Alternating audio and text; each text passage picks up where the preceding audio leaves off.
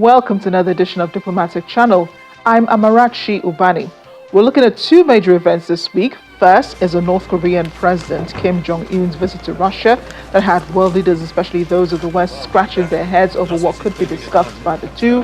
They pinned it down to the North Korean leader offering to sell weapons to Russia to continue fighting the war in Ukraine, and Russia offering food aid to North Korea.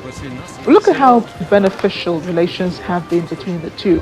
Plus, this week, the UN General Assembly holds in New York. It will be a first for Nigerian President Bola Tinubu. We'll be discussing what the president is likely to highlight in his address to leaders, his first address on the global stage.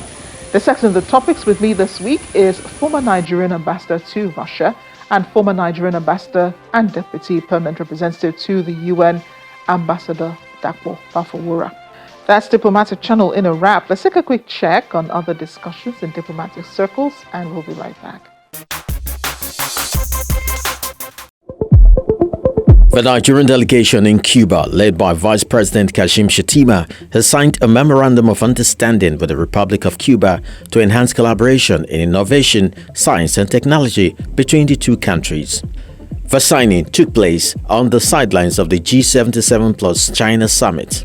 Signing the collaboration on behalf of the Nigerian government was the Minister of Innovation, Science and Technology, Uche Naje.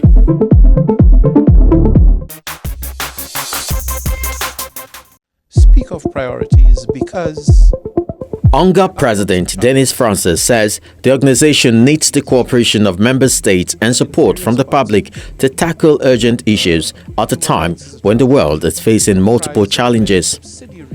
During his opening remarks in New York, Mr. Francis said the new session of the General Assembly began amid daunting global agenda beset by a series of cascading challenges. He also elaborated on the responsibility of the General Assembly as the UN's chief policy-making body and underscored the mutual support between the general public and the UN. The United Nations is an extremely large organization comprised of many subsidiary organizations that do extraordinarily good work on the ground in countries to help and support populations in distress or in need. What we'll be doing is mobilizing to facilitate better decision making on the part of the UN and ensuring that when the UN gives commitments, it honors those commitments by way of building trust both within and without the organization. Because the UN does need the support of the general public, as indeed does the public need the engagement and the power of the UN to help to make a difference in their lives.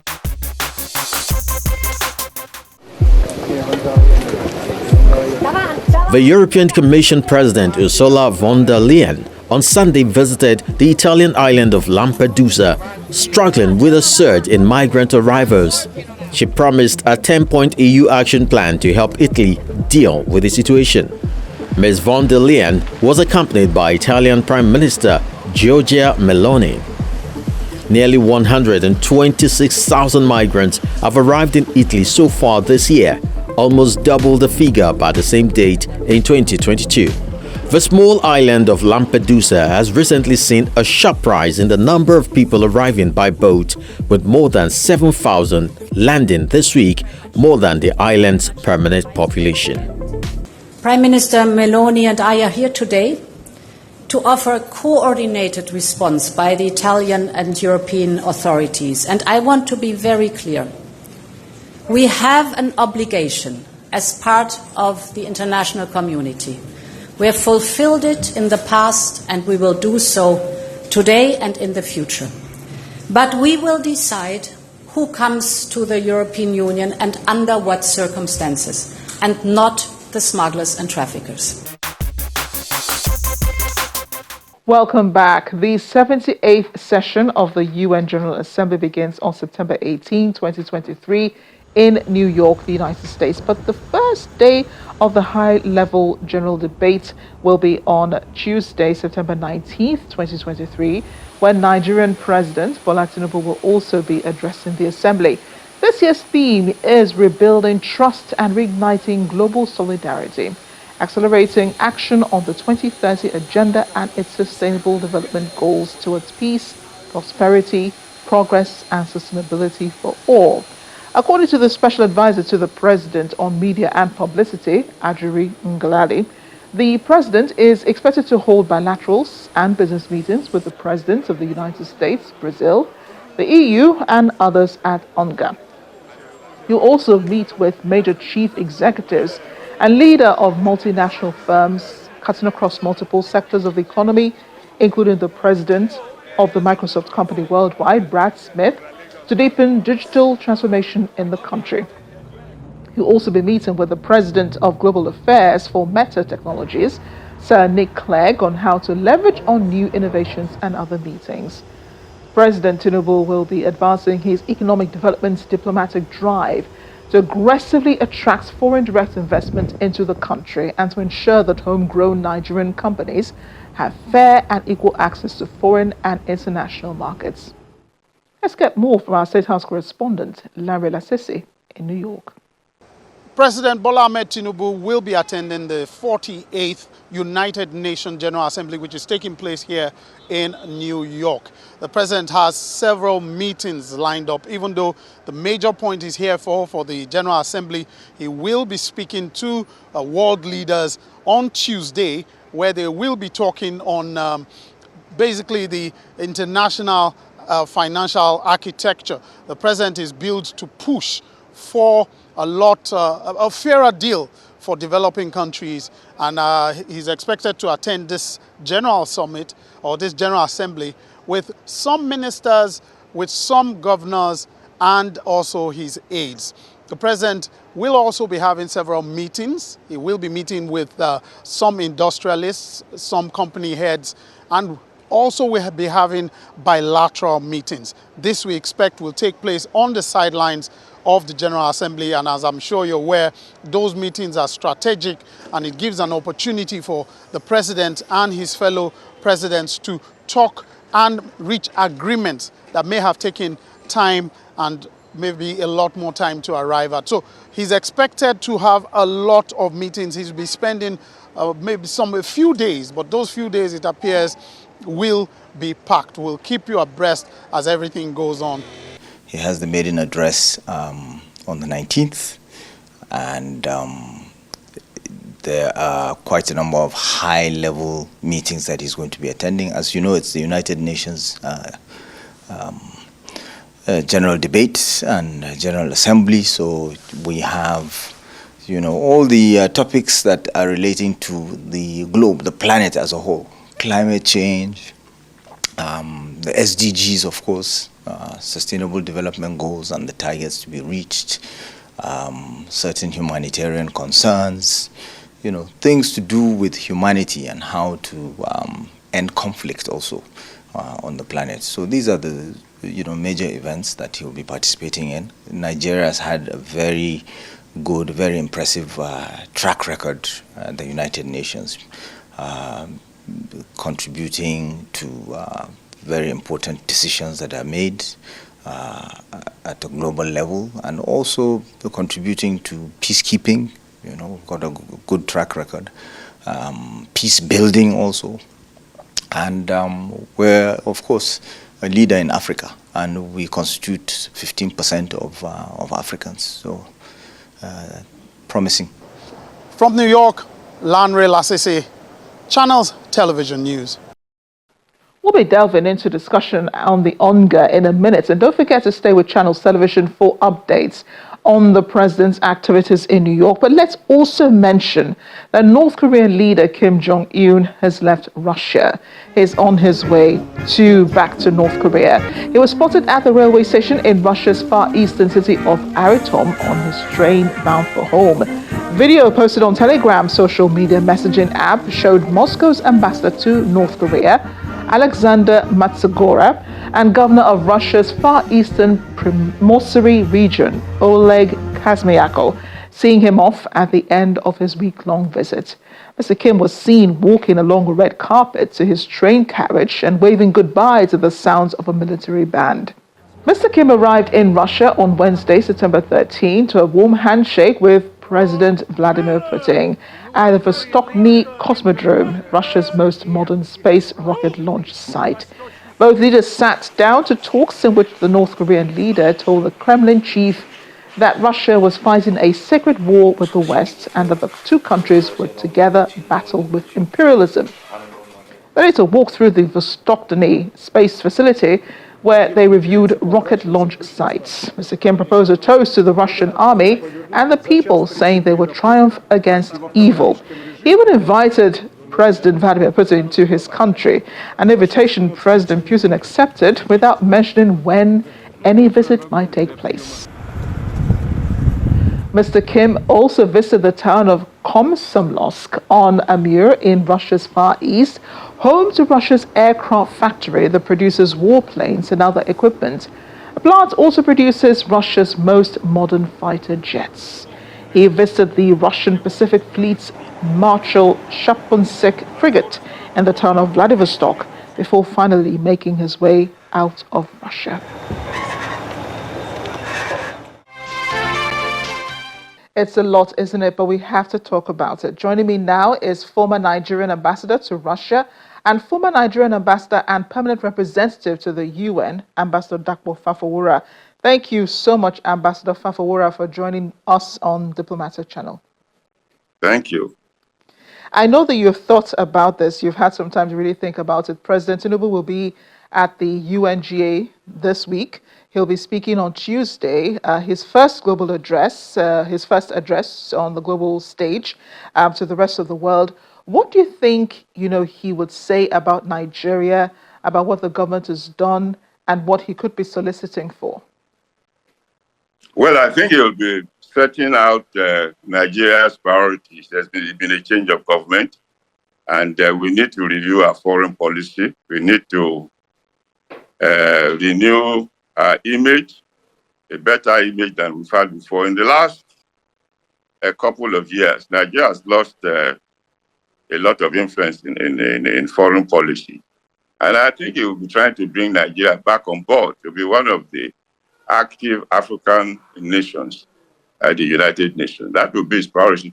And of course, he will also be trying to persuade his colleagues, his fellow heads of state, that the country is open for business, that we need investors, and that the right conditions for promoting investment would be created, and that he expects full collaboration and cooperation from his colleagues, the other heads of state that will be at the meeting. Yes, and I remember, that when the last president, Muhammadu Buhari, when he was at the UNGA, one of his most interesting speeches ever made involved him, calling on African leaders, calling for their support and their cooperation in the area of insecurity. He also spoke about democracy in Africa. Now, interestingly, President Tinubu is, a president at a time when a number of coups have taken place in Africa. He has been front and center when it comes to the coup in Niger. He's spoken out against it. He has even asked the ECOWAS to set aside a standby mission ready to, intervene in the Niger situation. And then there was another coup, again, this time in Gabon. How do you think he would be addressing these issues in front of world leaders this week? Well, this year's UN General Assembly session, the 70th session, has a theme. And the theme is sustainable goals, to achieve sustainable goals in economic development. There's a date set for it, 2030. And the declaration about these sustainable goals was made in Addis Ababa in 2015. So we are in the middle of the term projected now. So that will really be the focus of the UN General Assembly and, of course, better global governance. I don't think the issue of Niger and Gabon would be of any significant importance. These are minor. These are not critical global issues. I don't think all he can do is to invite his colleagues to participate in the effort to promote democracy in West Africa and in Africa. But beyond that, I don't think that there's going to be any serious debate or discussion about the recent events in Niger or Gabon. So, what would be a gain for Nigeria, from this UNGA meetings? Because the country attends them every year. I mean, the president, whoever is president, gives an address to the UNGA, whether or not they take note of it or even observe some of the things that are said. I mean, is left to them. But what does Nigeria really gain from the UN when it attends these meetings? Well, the annual General Assembly session obviously is the highlight of the UN. But there are other activities from which small countries like Nigeria do benefit. Take, for instance, UNESCO, the WHO, and other UNIDO, the World Trade Organization, the World Bank, IMF. These are all institutions created originally by the UN, and they are still functioning. Now, a lot of weak and poor states, they are very active in all these agencies. And that is where they derive most of their benefits from being members of the United Nations. But on the big political or economic issues, it's very difficult. The big powers have the veto power, and nothing really can be done unless you're able to persuade. And that is trying to persuade 4 or 5 members with a permanent seat and with a veto is extremely difficult. So when I was there, what we did was to concentrate mainly on economic affairs. It was during my time at the UN that UNIDO became a specialized agency. I presided over that meeting. It's in that kind of area that small countries can expect to gain something. I suppose that's probably happening with the situation in Ukraine, where Russia has invaded, and for over a year now, the Ukrainian forces have been, trying to regain territories, also trying to maintain the ones that they already have control over. Russia seems to still have a strong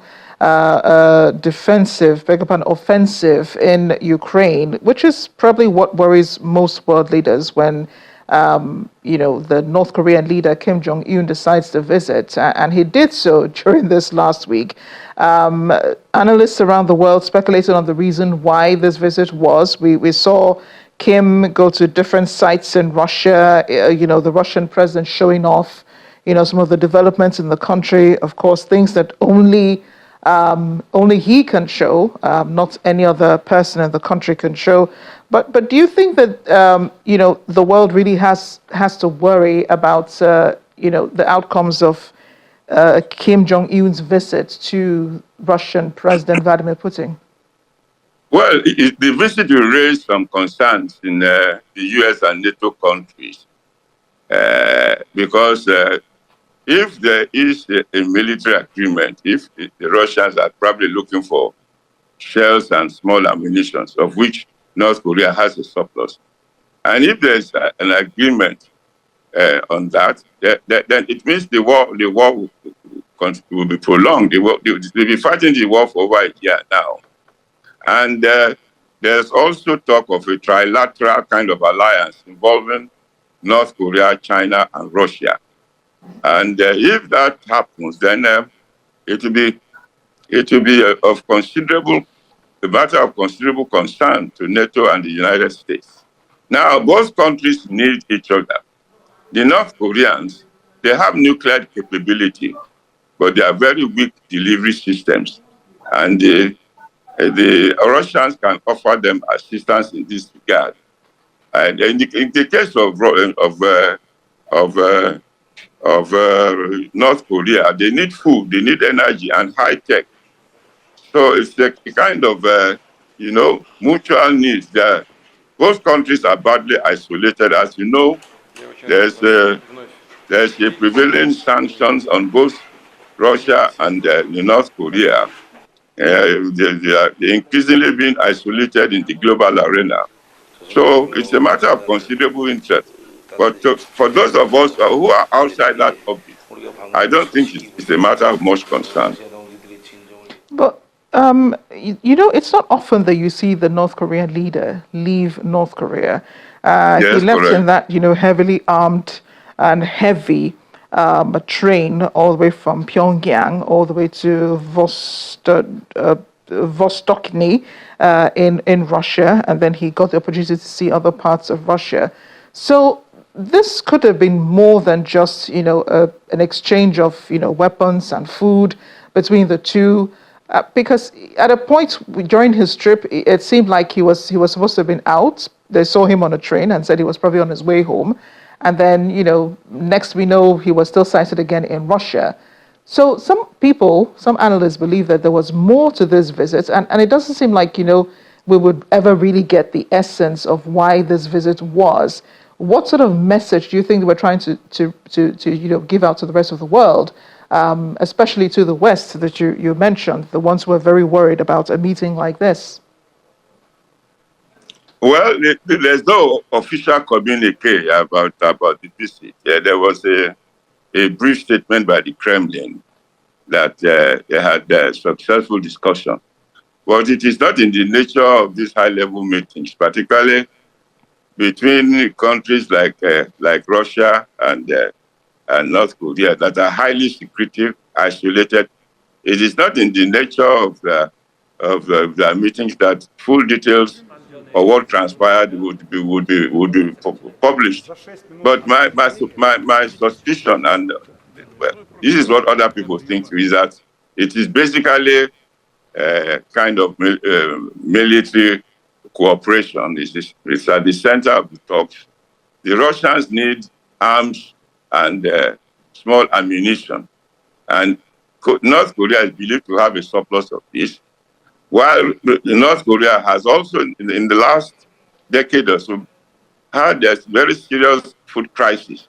Although it's been getting much of its supplies from China. China is North Korea's closest ally, but it also needs high-tech in terms of missiles, delivery system, and that. And it's very interesting. Most of the military installations that he visited during his visit to Russia have been to high-tech military industries. So I think the suspicion may be quite right that the core of the discussion is about military exchanges between the two countries.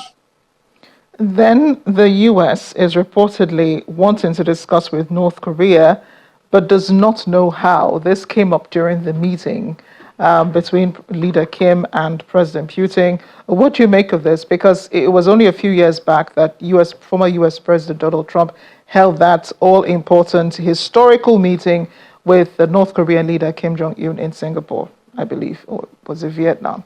Well, the North Koreans are not eager to have a meeting with the U.S. because the condition that the U.S. has imposed is that North Korea should stop its nuclear development program. And of course, this is not going to be accepted by North Korea. And relations between the two Koreas remain very tense. As you know, there's no peace settlement between North Korea and South Korea. What they have is an armistice. They are still in a state of war. So it's a condition that the North Koreans will not accept. And I don't think China would assist the United States in prodding North Korea to have a face-to-face meeting, as if between President Biden and Kim Jong-un of North Korea. I don't think China would want to get involved in that, in arranging such a meeting.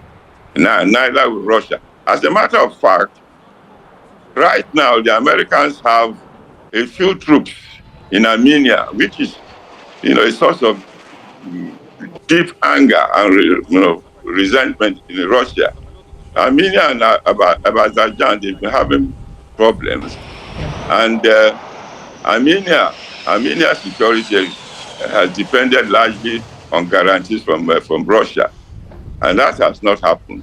About a week or two ago, U.S. forces, for the first time, they were not much, just about 100 U.S. soldiers, were in Armenia, ostensibly training Armenians for self-defense. So I don't think we are in a situation now where a direct meeting between North Korea and the United States can occur.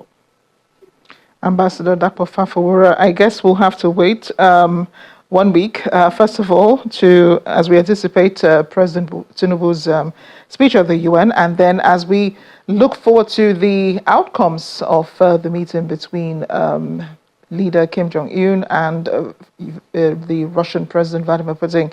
Thank you so much for joining us on Diplomatic Channel. Thank you, Amar. Thank you. This is where we end the program this week. I appreciate your staying with us the whole time. Don't forget, you can send your comments and questions using any of our social media handles. And go to youtube.com/channelsweb. Click on Diplomatic Channel on the playlist to watch this edition and others you may have missed. I'm Amarachi Ubani. I'll see you next time.